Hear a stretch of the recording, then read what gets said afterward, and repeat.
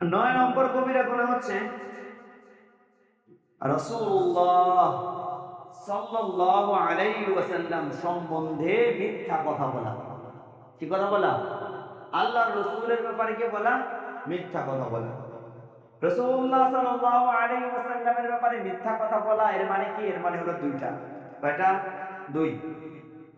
এক নাম্বার বিষয়, রাসূলুল্লাহ সাল্লাল্লাহু আলাইহি ওয়াসাল্লাম যেই বক্তব্য উল্লেখ করেননি, উপস্থাপন করেননি, ওই বক্তব্য আল্লাহর রাসূলের নামে কি করা? চালায় না। ওই বক্তব্য আল্লাহ রাসূল বলেননি, কিন্তু আমি বললাম, কে বলেছেন? রাসূলুল্লাহ সাল্লাল্লাহু আলাইহি ওয়াসাল্লাম বলেছেন। এই ঘটনা খুব অল্প মনে হয় আপনাদের কাছে? এই ঘটনা খুব অল্প স্বল্প না, এই ঘটনা ব্যাপক। এই ঘটনা কি? ব্যাপক।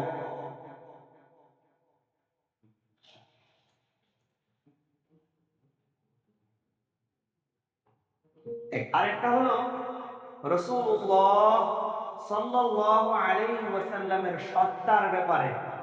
আল্লাহ রাসূল যে ছিলেন, আল্লাহ রাসূল যা না তা বলা, আল্লাহ রাসূল যা না তা বলা, এটাও আল্লাহ রাসূলের ব্যাপারে কি ওরা মিথ্যা বলার মতো। কয়টা পার্ট হলো? দুইটা। রাসূলুল্লাহ সাল্লাল্লাহু আলাইহি ওয়াসাল্লাম যেই কথা বলেন নাই, সেই কথাটা রাসূলুল্লাহ সাল্লাল্লাহু আলাইহি ওয়াসাল্লামের দিকে সম্বন্ধযুক্ত করে উপস্থাপন করা। যেমন আমি বললাম রাসূলুল্লাহ সাল্লাল্লাহু আলাইহি ওয়াসাল্লাম এই কথাটা বলেছেন, কিন্তু বাস্তবে আল্লাহ রাসূল এই কথা কি করেন নাই? বলেন নাই। এই যে আমি বললাম, এটা একটা আল্লাহ রাসূলের মিথ্যা বলা। আরেকটা, আমি রাসূলুল্লাহ সাল্লাল্লাহু আলাইহি ওয়াসাল্লামকে আল্লাহ সুবহানাহু ওয়া তাআলা মানুষ হিসেবে সৃষ্টি করেছেন, এই কথাটা বিশ্বাস না করা। এই কথাটা বিশ্বাস না করা। হ্যাঁ, রাসূলুল্লাহ সাল্লাল্লাহু আলাইহি ওয়াসাল্লাম মানুষ, তবে সর্বশ্রেষ্ঠ মানুষ। তার সমকক্ষ না কেউ ছিল, না কেউ আছে, না কারো হওয়া কি সম্ভব। কথা বুঝে আসছে? কিন্তু এখন আপনি বললেন যে আল্লাহ রাসূলকে মানুষে মনে করলেন না, এইরকম কিছু লোক আছে কি নাই? আছে। এভাবে উপস্থাপন করার চেষ্টা করা হয়। এবং রাসূলুল্লাহ সাল্লাল্লাহু আলাইহি ওয়াসাল্লামের এই বিষয়টাকে, এই প্রমাণিত বিষয়টাকে উল্টা প্রমাণ করার জন্য এমন অনেক বর্ণনার আশ্রয় নেওয়া হয়, যে বর্ণনাগুলো মিথ্যা আল্লাহ রাসূল বলেন নাই। যে বর্ণনাগুলো কি মিথ্যা আল্লাহ রাসূল বলেন নাই।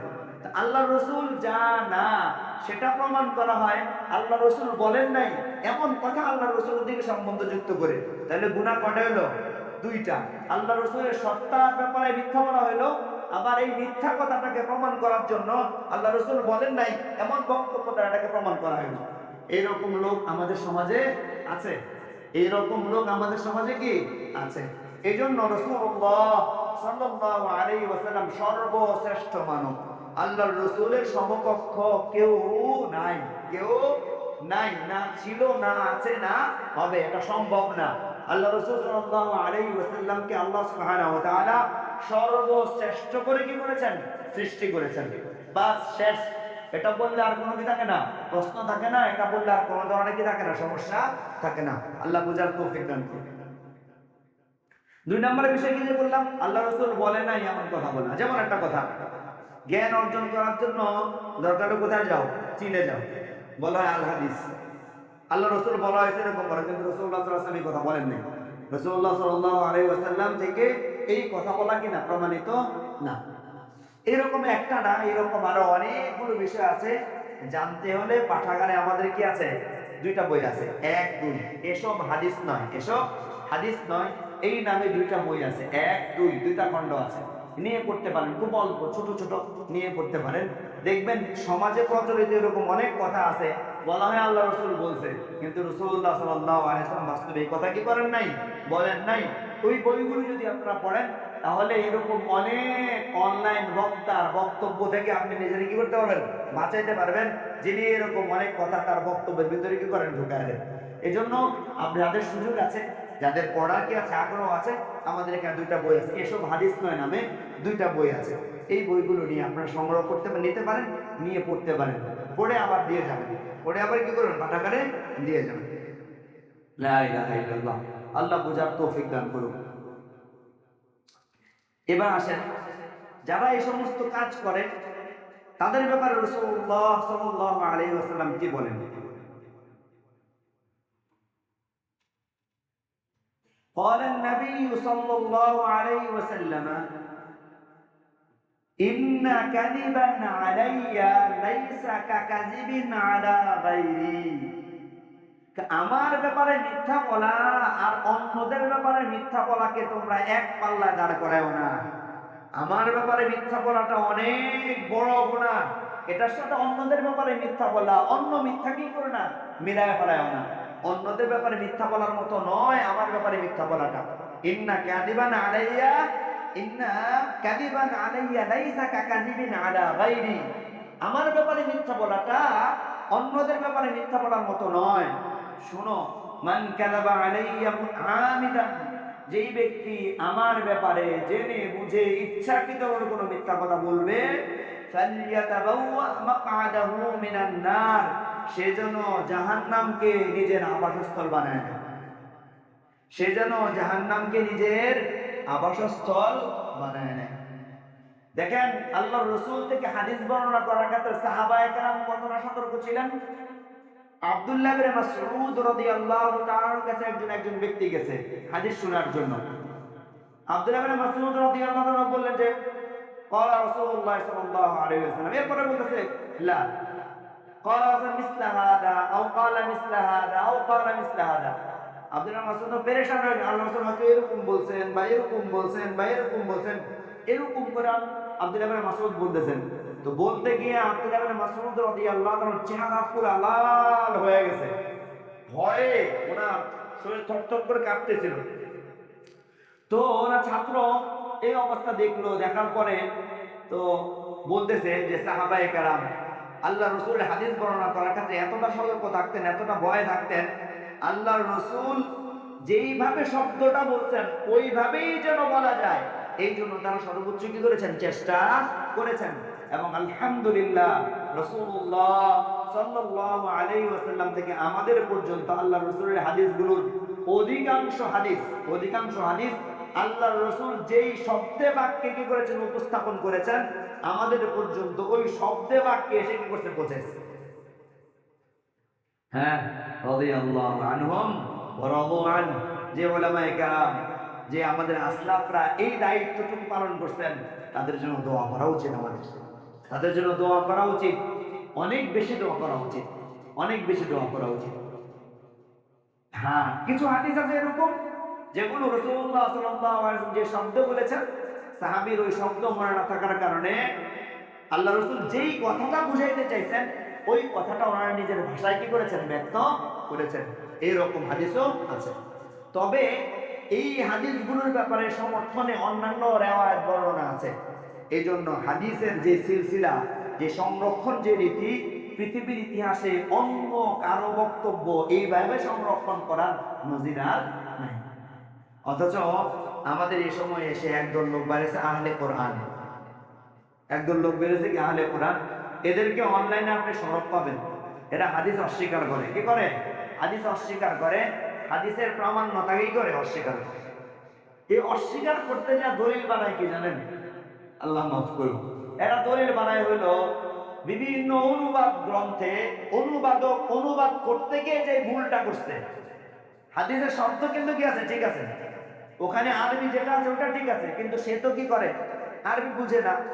অনুবাদক অনুবাদ করতে গিয়ে যে ভুল করছে, আচ্ছা অনুবাদককে অনুবাদ করতে গিয়ে যে ভুল করছে, ওই ভুলের দায়ভার কি আল্লাহ রাসূলের উপরে চাপানো যাবে? আ'আদানাল্লাহু মিন যালিক, আল্লাহুম্মা ইহফাজনা। শিক্ষিত শ্রেণীর ভিতরে এটা ব্যাপক হারে কি হইতেছে, ব্যাপক হারে স্প্রেড হইতেছে। এরা হাদিস অস্বীকার করে। আল্লাহ যদি তৌফিক দেয় একদিন আমরা হাদিসের প্রামাণ্যতা নিয়ে আলোচনা করব। হাদিস যে প্রমাণিত এই বিষয়ে আমরা একদিন আলোচনা করব ইনশাআল্লাহ। তো যে কথা বলতেছিলাম, যে ওই ভুলভাল যে অনুবাদগুলো আছে সেগুলোকে একত্রিত করে এগুলা নিয়ে আরেকজনের কাছে উপস্থাপন করে। যে ব্যক্তির কাছে উপস্থাপন করে ওই ব্যক্তিকার এই বিষয় জানে না, জানার কারণে তার এই বিষয়গুলো দেখে তার ভিতরে সংশয় সন্দেহ কি হয়ে যায়, তৈরি হয়ে যায়। আ'আদানাল্লাহু মিন যালিক। ভাই, আমার এবং আপনার ঈমান ধ্বংস করার জন্য এত আয়োজন, আর আমার ইমান হেফাজতের জন্য আমি কি আয়োজন করে রেখেছি? বলেন না, বলেন না।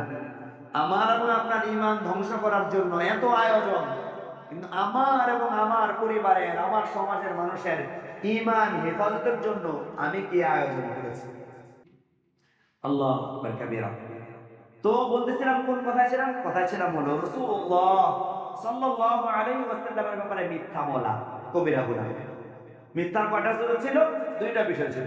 আল্লাহ রাসূলের ব্যক্তিগত কোনো ব্যাপারে মিথ্যা বলা, অথবা রাসূলুল্লাহ সাল্লাল্লাহু আলাইহি ওয়াসাল্লাম কোনো বক্তব্য দেন নাই নিজে, ওই বক্তব্যটা আল্লাহর নামে, আল্লাহ রাসূলের নামে কি করে দেওয়া? চালায় দেওয়া। হ্যাঁ, চালা দিয়া পার পাওয়ার কোনো সুযোগ নেই। কেন? মুহাদ্দিসিনে কেরাম আলহামদুলিল্লাহ, আলহামদুলিল্লাহ, আল্লাহ রাসূলের নামে যে মিথ্যা হাদিসগুলো বানানো হয়েছে সেগুলোকে সবগুলোকে আলাদা করে রচনা করে গেছে। এখন কেউ মিথ্যা হাদিস বললে দেখা যায় যে ওই যে ওখানে খুলে দেখা যায় এটা আল্লাহ রাসূল বলেন নাই, কিন্তু উনি ওখান থেকেই করছেন, এই কথাটা বলেছেন। এজন্য আল্লাহ রাসূলের ব্যাপারে আল্লাহ রাসূল বলেন নাই এরকম মিথ্যা হাদিস বলেও যে আপনি পার পেয়ে যাবেন এরকম না। যারা এই ব্যাপারে বিজ্ঞ আলেম, তারা তাদের কাছে কিছু প্যারামিটার আছে, কিছু সূত্র আছে, এবং অনেকগুলো প্রমাণিত সূত্র আছে। এই সূত্রের সাথে ফেলে দিলে দেখা যায় কোনটা মুহাম্মদ রাসূলুল্লাহ সাল্লাল্লাহু আলাইহি ওয়াসাল্লামের বক্তব্য আর কোনটা মুহাম্মদ রাসূলুল্লাহ সাল্লাল্লাহু আলাইহি ওয়াসাল্লামের কিনা বক্তব্য না। আল্লাহ তাআলা ওই উলামায়ে কেরামকে জাযায়ে খায়র দান করুক, যারা আমাদের জন্য বিষয়গুলোকে স্পষ্ট করে দিয়ে গিয়েছেন। আল্লাহ রাসূলের বক্তব্য এবং আল্লাহ রাসূলের নামে চালিয়ে দেওয়া মিথ্যা বক্তব্যগুলোকে আলাদা করে কি করে দিয়ে গিয়েছেন। আল্লাহ সমস্ত আইম্মায়ে কেরামের কবরকে জান্নাতের বাগান বানিয়ে দিন।